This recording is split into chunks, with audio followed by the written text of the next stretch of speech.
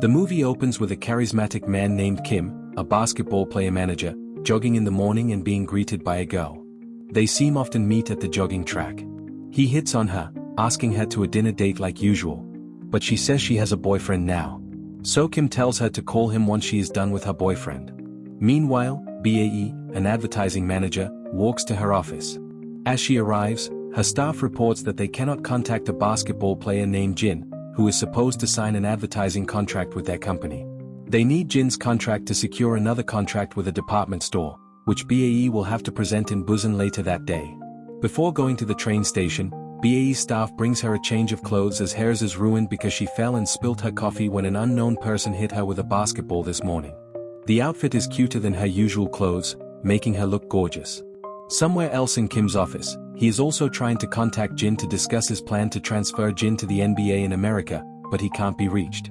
His senior, Kang, informs him that Jin might be in Busan, so they plan to ride a train there to meet him. Kim and Kang pass by with BAE on the train station's escalator. They admire her gorgeous look as they go separately. Before getting on the train, BAE meets with her two high school friends, one of whom says that she is going to marry a man she had only known for 2 months. BAE is surprised because the guy her friend is going to marry is her first love whom she dated a few years ago. Seeing the awkward situation, BAE quickly says goodbye to make her trip to Busan. Kim buys a train ticket, but he and Kang have to sit in different train cars. While buying the ticket, they talk about Kim's last one-night stand with a girl. This makes the ticket lady uncomfortable. But when Kim says thanks to her and mentions her name, she becomes enchanted. Kang tries the same but gets a different reaction. On the train, it turns out that BAE is sitting next to Kim. After a while, Kim effortlessly tries to open a conversation with her, even offering her half of his food. However, BAE tries to firmly limit it until it ends in an awkward incident when she tries to leave her seat to pick up a call. Apparently, the call is from her boyfriend, who immediately asks her to send him the old laptop she's been using. But he forgets that BAE is actually on a business trip. BAE feels disappointed because he ignores her when she wants to tell him about her day. It looks like their relationship is not a healthy one. BAE returns to her seat, and it turns out that Kim has bought BAE bottled milk because she wanted one earlier. BAE misinterprets Kim's attention, thinks he is seducing her and rejects him by saying she has a boyfriend. The Chad Kim is so confident of himself and keeps hitting on her to the point he straight up tells BAE that he wants to have a night with her. She refuses and becomes uncomfortable, making her change seat. But the seat keeps getting filled, forcing her to sit back with Kim. They make a bet to not say a word during the rest of the trip, where the loser has to treat the other for food in Busan.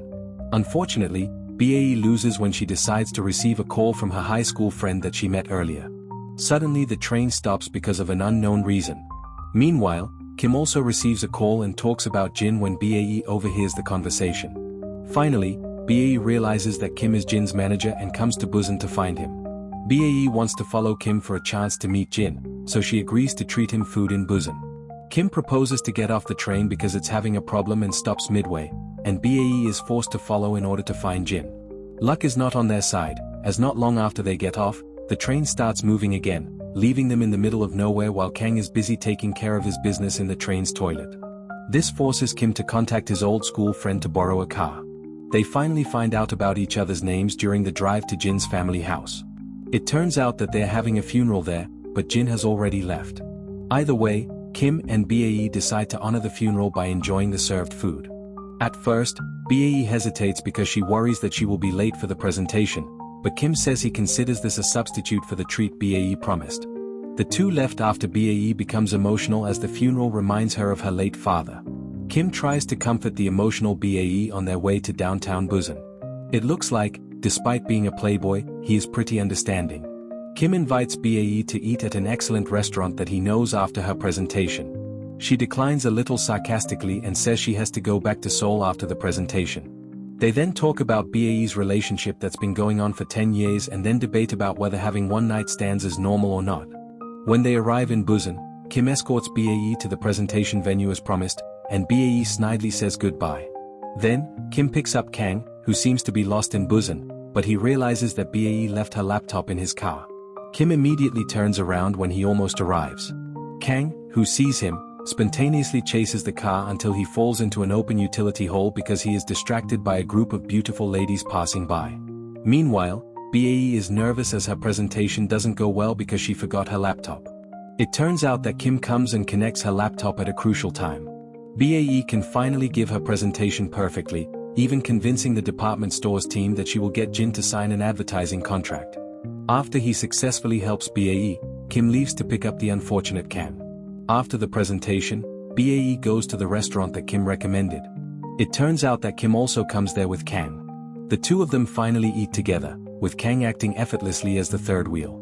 Kim introduces BAE to the restaurant owner's daughter as his girlfriend. It turns out Kim's aunt owns the restaurant.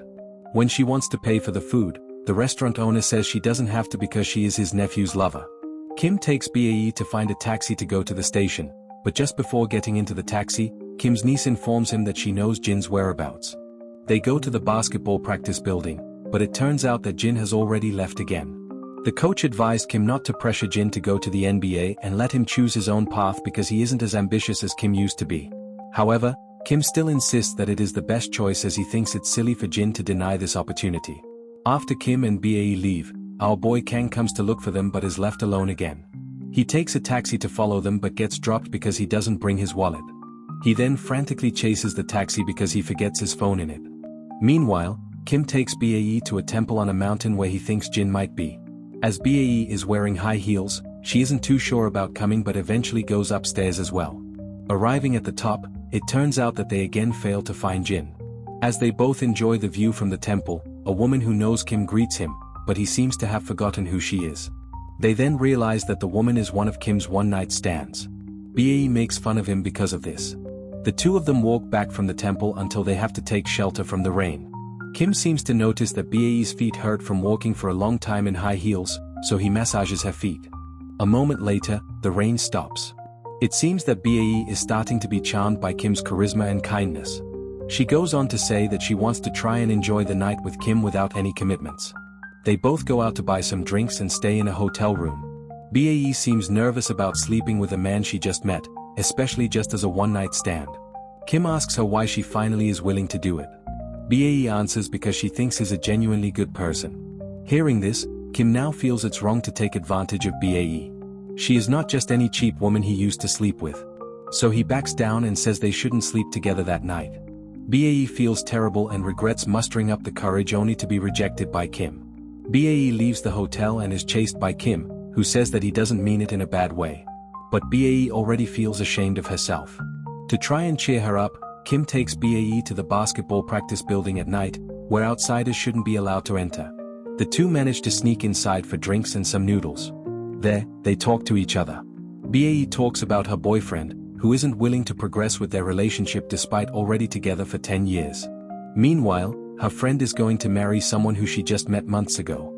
Seeing that BAE feels desperate, Kim tries to cheer her up by throwing a ball into the ring. It is not long before they realize that someone is coming. And sure enough, the officers come to check the room, making them both run away. One thing leads to another, and as the romantic tension grows, Kim and BAE sleep together at the gym. The next morning Kim is taking a shower on the basketball practice court. While BAE is waiting outside, she seems to hear someone is coming. Embarrassed, Kim and BAE immediately run away while Kim is still wearing a towel. Kim then escorts BAE to Busan Station and heavy-heartedly end their one-night stand. After BAE leaves, Jin finally appears and says he doesn't want to go to the NBA. Although Kim tries hard to persuade him, Jin still insists that he wants to have a career in Korea first because he loves his girlfriend too much to leave her. Kim finally understands Jin's reasoning as he confronts his boss that he will not force Jin to go to the NBA. Of course, this angered his boss, but Kim still insists that he's not going to do it just to benefit the agency.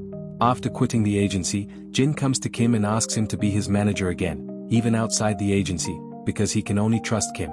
Kim agrees and then asks Jin to sign the advertising contract for BAE's company. Meanwhile, BAE goes to meet her boyfriend and asks for a breakup. Their relationship is going nowhere, so it is better to end it before hurting each other further. Later, Kim goes to BAE's office to give Jin's contract. But it turns out that BAE is not in the office, so he just asks the receptionist to give it to her. It turns out she is at a cafe with her friends. Kim sits next to BAE, but she doesn't notice Kim's presence. They chat about BAE's breakup, and her friend asks about the guy BAE met on the train. She says that he was just a one-night stand and that it means nothing to her and that man. Kim, who hears it, feels devastated and very disappointed. The playboy Kim turns out to be expecting much more from his usual one-night stand. To cope with it, he gets drunk with Kang. Bae also seems to be tormented by her feelings for not being able to confess her feelings to Kim. Sometime later, Bae is told by the receptionist, who mistaken Kim as her boyfriend, that Kim wrote beautiful words for Bae in Jin's contract. She does not realize about the memo in the document, ending so she rummages through the document and finds the memo that Kim wrote. Realizing her mistake, Bae runs to find Kim in Jin's basketball arena, but Kim isn't there. Apparently, he is leaving for Chicago. Kang calls him to say Bae came there. Meanwhile, Bae runs to the train station, but his train has already left. However, Kim didn't get on the train. Standing in front of each other, Bae says that what she said in the cafe isn't true and confesses her feelings for Kim. And so they lived happily ever after. That's how the movie ends. And there you have it. What did you think of that movie? Like and subscribe to support the channel. And share your thoughts in the comments section. Thank you for watching and see you next for more fun recaps.